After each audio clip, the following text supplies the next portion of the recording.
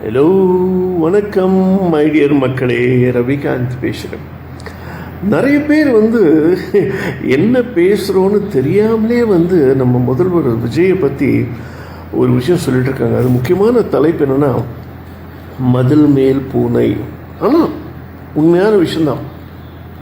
முதல்வர் சிஎம் மதில் மேல் பூனை தான், நான் இல்லைன்னு சொல்லவே மாட்டேன். ஏன்னா அவர் இந்த பக்கம் குதிக்க மாட்டார், அந்த பக்கம் குதிக்க மாட்டார். அவர் இருக்கிற இடத்துல இருந்துக்கிட்டே என்னென்ன சாதனைகள் செய்ய வேண்டுமோ அதை தான் செய்வார் அவர். அதனால தான் அவர் மதில் மேல் பூனைங்கிறது நிறைய பேர் சொல்லிட்டாங்க. ஓகே, அதை நான் ஆமோதிக்கிறேன். ஏன்னா பிகாஸ் ஒரே இடத்துல நிலையாக இருந்தால் தான் தான் என்ன செய்ய போகிறோம், மக்களுக்காக என்ன செய்ய போகிறோங்கிற ஒரு முடிவை அவரால் எடுக்க முடியும். அங்கேயும் இல்லை இங்கேயும் இல்லாமல் இருந்தாங்கன்னா போன ஆட்சி மாதிரி ஒன்றுமே இல்லாமல் அவங்களுக்கே பண்ணிப்பாங்க. ஆனால் இது அப்படி இல்லை. இது மக்களுக்காக முதல்வர் சிஎம் விஜய் அவர்கள் செய்யக்கூடிய ஒரு நல்ல விஷயம். அவர் மதில் மேல் பூனையாகவே இருந்துக்கிட்டு போட்டோம், பரவாயில்ல.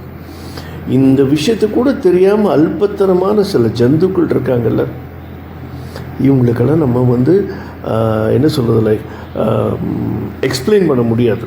ஏன்னா அவங்களுக்கு அந்த அளவுக்கு தான் அறிவு இருக்குது. ஓகே, பட் நமக்கு எல்லாருக்குமே தெரியும், தமிழ்நாட்டிற்கே ஒரு விடிவு காலம் வந்து விட்டது. அதை நான் ஏற்கனவே ஃபஸ்ட் என்னோடய வீடியோ சொன்னேன். அது ஃபஸ்ட்டாக செகண்டாக இல்லை. We have really got the second independence. This is the real independence day for Tamil Nadu. நான் என்ன சொல்கிறேன்னா, தமிழ்நாடு மக்கள் மட்டும் இல்லை, தெலுங்கு எடுத்துங்க, கன்னடா எடுத்துங்க, மலையாளம் எடுத்துங்க, ஏன் ஃபாரின் கண்ட்ரிஸ் எடுத்துங்க, they all prefer only Mr. Vijay. They all only like Mr. Vijay because he is a practical man and he is the only one who can do a practical thing and bring out all the solutions for the Tamil Nadu makkal.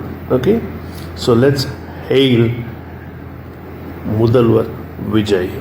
Okay, thank you so much. Bye.